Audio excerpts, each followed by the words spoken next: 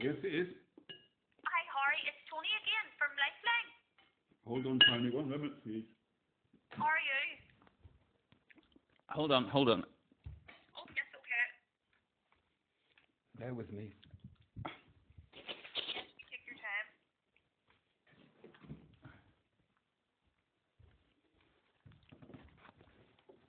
Yeah, I phoned that number, but it didn't work. Oh, do you want me to call it out to you again to make sure it was the right number? Just hold on. I'm going to dial it on the other phone so you can hear. Okay.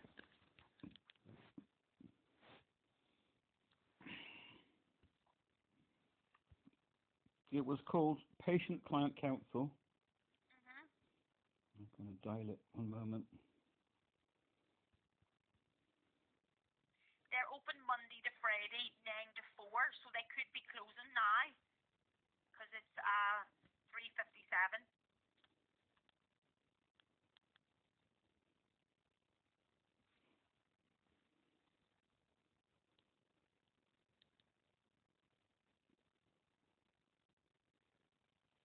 I don't know what's going on.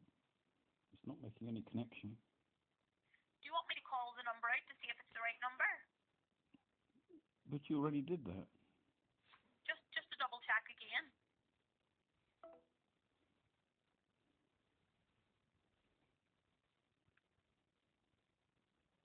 I've got no signal.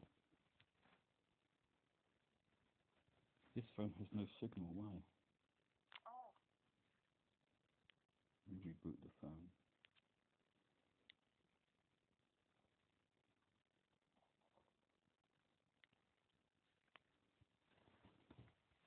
I'm just restarting the telephone. Okay. Okay. So, do you have two telephones, Harry, or is one a home phone and one a mobile? I have a lot of phones. They're all mobiles. Okay. Is this the best one to call you on, or do you not mind? Yes. I've got 2 SIMs with that I can make calls from. The reason being is that the phone operator I use is not very reliable and keeps switching off my service. So if I've got a spare active SIM, then I can always still make phone calls. Here we go, have another shot.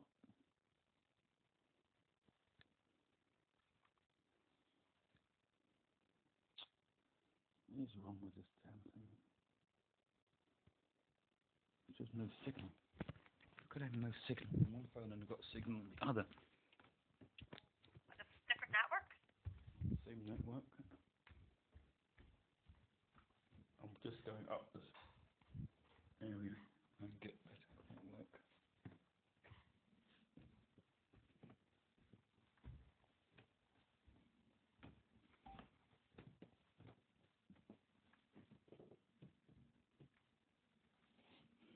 Hello, you're through to the Patient and Client Council. Our helpline is open Monday to Friday from 9 a.m. to 4 p.m. and our business hours are Monday to Friday from 9 a.m. to 5 p.m. Closed weekends and bank holidays.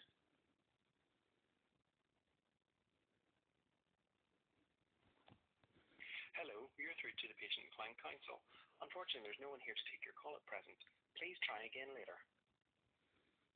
Let me see what happened when I tried to call them with the other phone.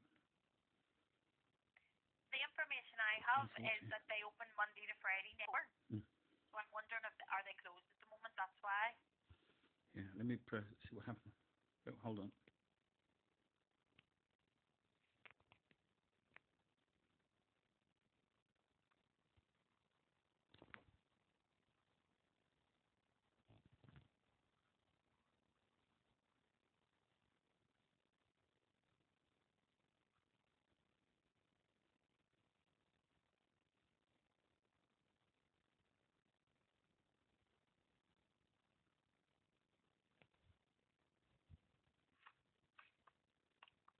Yeah, no, it just said, the message was just, please try again later. Oh, right, okay. Well, the first call you listen to, if you ring that number, I think tomorrow, I think you should be able to get through. No, what I'm going to do is, I've made some notes, and I'm going just to write to them. And yeah, well, I have an email address as well for them. Oh, hold on. Go ahead. That's easier. So it's info, INFO, Yeah. at Yeah. TCC Mhm. dash NI Mhm. .net. Right. I'll write to them and explain to them the concerns that I had in the previous call I had with you. No, well, I suppose, yes, are you on about your concerns with the GP? Privacy, yes, and the fact that there isn't any medical treatment that exists anyway. Yeah. And they hopefully will be able to direct you in the right direction. But yes, I'm ringing you back, Harry, just in relation to your complaint. Are you okay to chat about that at the moment? Which complaint is this one, please? The one that you sent through to us about Lifeline? Yeah, I remember there was one particular person just didn't want to talk to me. Yes, and do you remember anything about the complaint? Can you remember what the issues were? Or? No, really. I just wrote down what I thought and sent it off because then your organisation can use that. Maybe can do some training with it. Yes. Well, I will really appreciate it, Harry, because we thank you for your recording. We also do call recording on our end, so we were able to listen to both. Obviously, they were the same. We agree. We recognise there was opportunities missed there to support you. So I have since spoken with the counsellor, and she agrees. She's taken the learning on board. So we will follow that up with her. And can I point something else out? Yes. In the call that we had earlier today, Yes. you kept telling me to register with a GP. Well, I asked you to consider registering with the GP. Yeah, but what I feel is missing is that if I say to you that it's not safe, you don't seem to have any way of digesting that fact. Okay. No, I do understand where you're coming from, but my thoughts are, I think that's the only way you will be able to access services, or it'll be the best way for you to access services. But if the services don't exist, then there's no point. And also, the NHS is like a sieve. You know, if you give any information to the NHS, the entire country can just log in and get that information. Well, no, there is a level of confidentiality. There's only people who have access to the systems will be able to access your record. I understand that, but I can't screen. Nobody phones me up saying, Mr. Colton, I need to access your records. Do I have your permission? They just access it regardless. And I suppose that there is data protection laws and stuff around that. And what are your concerns, particularly around the accessing of information? Is there anything particular that's happened that you're concerned about? My data is not for anybody except the people I say that it's for. Okay. And has there been a specific issue that's happened that caused you to be concerned? Well, let's say, I'll give you an example. Let's say, for example, I need some medical help, and the wrong information is on the system. Instead of communicating with me, the patient, the person to whom I might be trying to access the care that I need might look on the system, see the wrong information, and then make a decision not to provide me with any medical care based upon wrong information in the system. That's not right. And then they won't even bother to communicate with me about what they found on the system. Okay. And that's not right. No, I understand that. And hopefully maybe the patient and counsel would be able to advise you more on that. Well, maybe, but I don't think so, but I'll give it a shot. Well, and hopefully they can, and maybe it'll be a bit more, it'll help you a bit more, give you a bit more clarity. Yeah. I mean, like, for example, if I'm in Northern Ireland, I don't want my records to be found in another country like England or Scotland. Why should these foreigners have access to my private information? Yeah. No, I get that. I don't know if they would. I don't know an awful lot about that. I don't know if they would be able to. But these days, what's happening is medical records are going into a central government computer system, and they're spread over the entire country in a flash. And it's not only doctors in hospitals and GPs who can access this information. It's also social workers can log in and see this information. And what about these? A lot of these people are not fit to practice. Why should people who are not fit to practice be looking at my private data? Yeah. I understand what you mean. I have children to look after, and if the wrong medical information is in the computer, the next thing I know, my family are phoning me up saying that the police have been breaking down their doors looking for children. Okay. I mean, my family find it hard enough to deal with me without coming home to find their doors broken down.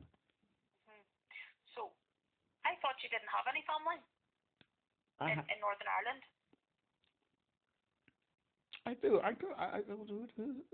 My Auntie Joan, she died, yeah. No, I'm just saying that, like, the information gets spread across the entire country. Well, that shouldn't be happening. You know, there is a level of confidentiality. Well, it doesn't work. I mean, I'll give you an example. My guardian got pregnant in 2022, so 2023 starts the antenatal. We'll go to a hospital to try and get some help, and they prescribe aspirin. And so when I go to Boots, the chemist, to try and get the prescription, they're saying to me, we can't give it to pregnant people. And we show them the notes from the hospital, and they say, well, that's from a radiologist. We can't accept that from a radiologist. You've got to have that from a doctor. So contact the hospital doctor, and they say, go to your GP to get that prescription. We haven't got a GP. Okay, so you do have a partner? Or no, it's your guardian? My guardian, yes. My guardian was pregnant. And do you have a guardian now, or are they no longer? I have a guardian, but they've disappeared. Okay, they've disappeared. Yeah. So the problem then was that we couldn't get the prescription for the aspirin. The next thing I know, my son is phoning me up and saying that the police. He came home. The door's been broken down. There's a note on it from the police. Okay. So where's your son at the moment? He's not in Northern Ireland. Okay. But the problem that I've got is that do you think the police are going to tell me the reason they broke down that door? I don't know. Yeah, I mean, the other day I was visiting my mother. It was 4 o'clock in the morning. The police turn up looking for children. Which children? They're not going to tell us. And do you know what they did? They started throwing my wheelchair about whilst I was sitting in it, and made my elderly mother, who's 90, put a ladder up into the attic and told her to go into the attic, and they wanted her to bring down children. How can an elderly 90-year-old lady be treated in this manner? It's absolutely disgusting. And you write letters to the police, and they never bothered to reply. I'm telling you that we want to stop this massive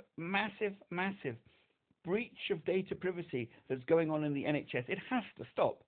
Because, for example, you want me to register with a GP, and I can't do it because of the complete and utter absence of data privacy in the NHS. Okay. Do you see the problem?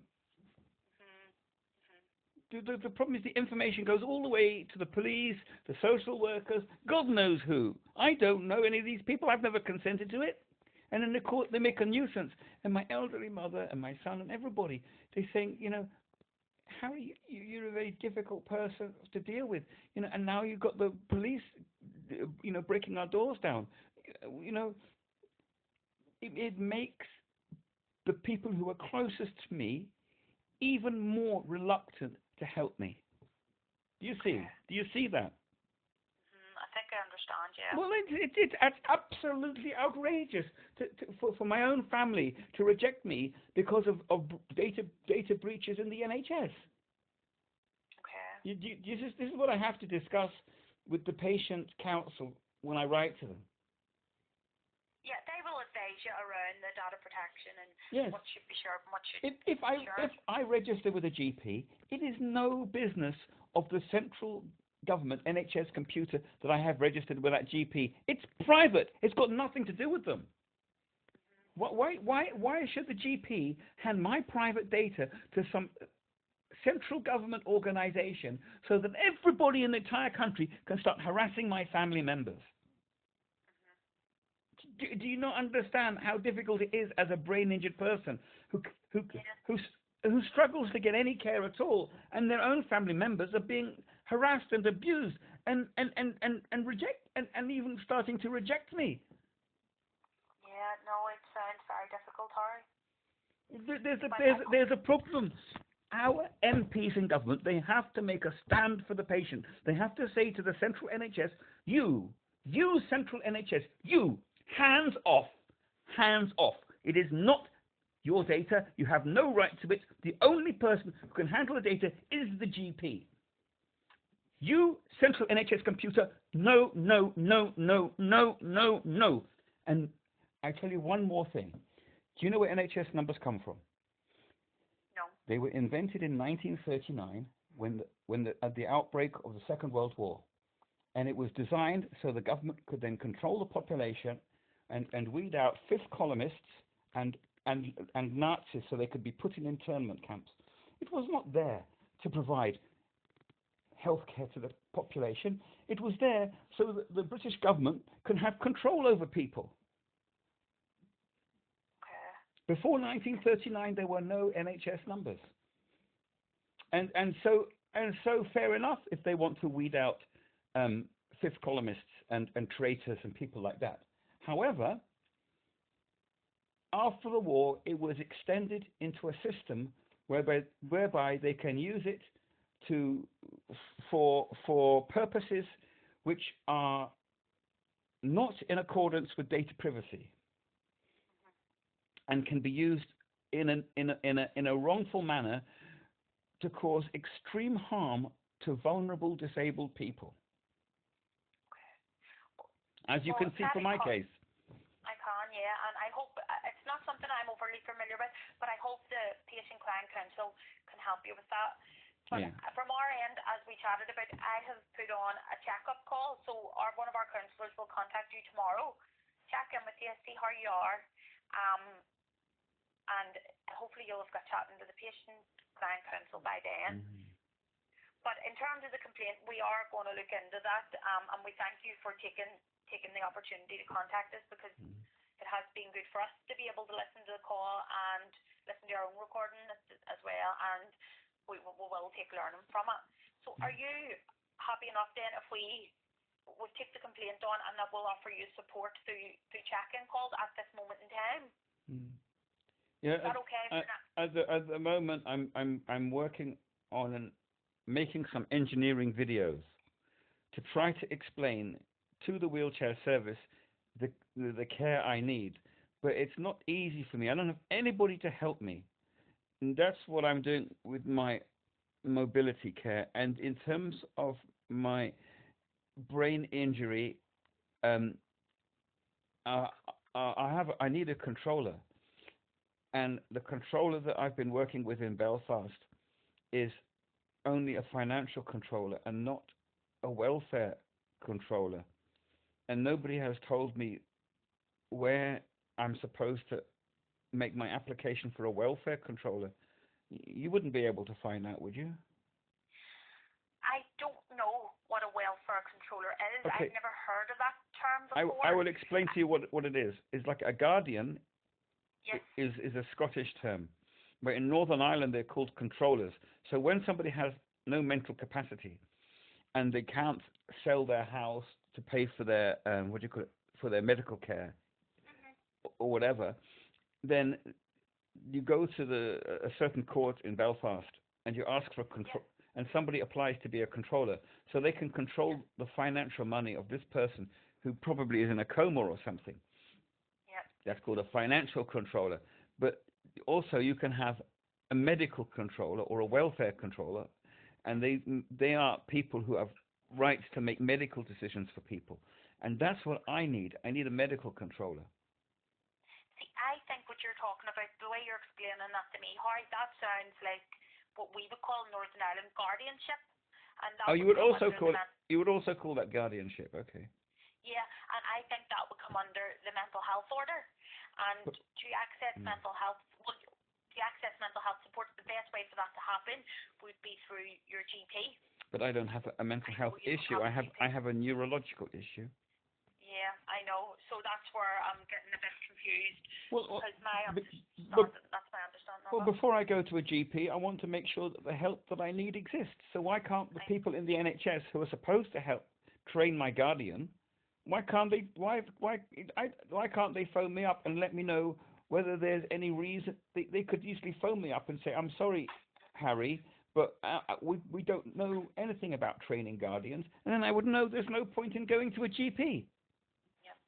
I'm not sure about that, but I hope that maybe the Patient Client Council would be able to advise you around that. Yes.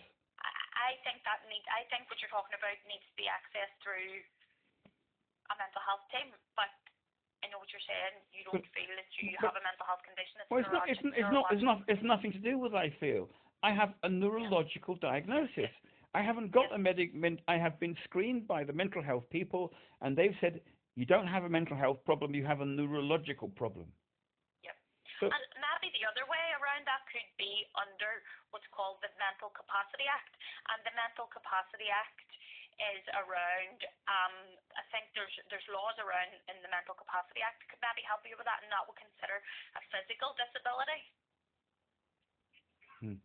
But again, I think this needs to be arranged through your GP and a referral on to the specific team. Well, I've had this for 30 years. How come the GPs have done nothing in the last 35 years? So who arranged it for you the last time you had this in place? Arranged what? Your controller or your guardian? Who arranged this for you the last time before they went? I met a person in the museum and struck up a relationship with a stranger. Okay. Nobody arranged it. I just met somebody, and then things started from there. Okay. So it wasn't it wasn't someone appointed, do you know? It was just someone you knew. No, and I was very lucky that this particular individual was university qualified and had worked for 4 years as a secretary of a financial company. So it was they were very familiar with the administrative role. So I could rent them a house. I gave them the money to rent a house. They rented a house, and then they lived in a house, and then I could go there, and I could stay there sometimes, but I couldn't sleep there because I don't sleep at night. I have seizures, which are very loud and noisy and wake everybody up. But in the daytime, I could go there and have a lifestyle that was somewhat more normal and regular than I would otherwise. Okay. So you have to understand that having and then the guardian. I saw the guardian almost every day, without failure, and so they got to understand the way I thought. But the problem is that it was just too much for them, and they end up disappearing on the 4th of June. And that's why they needed training. They even said to me sometime later that they were concerned for their mental health, and that they wanted to completely break the relationship in its entirety. And it was terrible because there's a baby involved. It means I have to contact the courts about child abduction and things like that. Yeah, it sounds It's difficult. when a child is involved in a medical process, then it becomes, it's not just any child that's being abducted. It's a child that was central to a medical procedure. Okay. It sounds very difficult for you, Harry.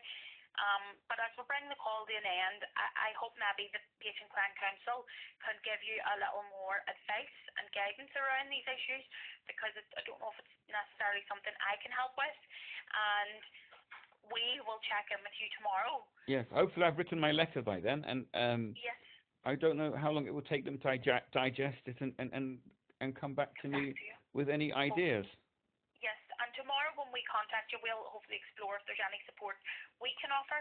And yes, in the interim, are you happy enough with our complaint that we've taken it on board and we're going to take some learning from it? And at the moment, we're going to continue to support you. Yes, because ordinarily, a lot of people would just blame me when things go wrong because I have difficulty with my behavior. Well, that's not fair either. Well, I don't know. People have got standards, and it's very difficult for people to understand how people with brain injuries can't do ordinary things and can't react in the same way that they're accustomed to. No, I can understand that, I think. Yes, and I have a lot of problems with abuse, and it's very difficult for me to have relationships or be near people because they find me very trying. Yeah. That's why the doctors back in 2005 told me to isolate myself and not have contact with people. That's not good either. Well, I know, but it's very inhumane to it's very inhumane to be not a human, because communicating and speaking is central to the human identity. Language is central to human identity. It is. It is. And Harry, just before I go, I know you said on the previous call that you're aware of the ED, you're aware of like the emergency departments. You are aware if you needed help, I suppose, you can go to hospital. Yeah. Or you could ring, I know you don't have a GP, you could technically ring the out of hours GP if you felt you needed some medical support or if you needed to go to the emergency department. Yeah, yes, that's what I do. That's what I do. If I broke my foot or something like that, I would just go to A&E. Yeah, and if you're feeling anyway, you need support, you can always ring an ambulance or police, and we're here as well. You can call us. We're 24/7. I have too much contact with the police to want to have any more trouble with them. No, I can get that. But they are there if you need them. But we're also here. You can ring us 24/7, and we will contact you tomorrow and catch up with you, see how you are, and we'll explore a wee bit of support to see if there's anything we can offer. Is that okay with you, Harry? Yes. Thank you very much for calling me again. No worries, Harry. And listen, I hope you take care of yourself, and we're here if you need us. Thank you. Thank you for that. No worries. No worries. Take care. Bye-bye. Bye-bye. Thank you. Bye.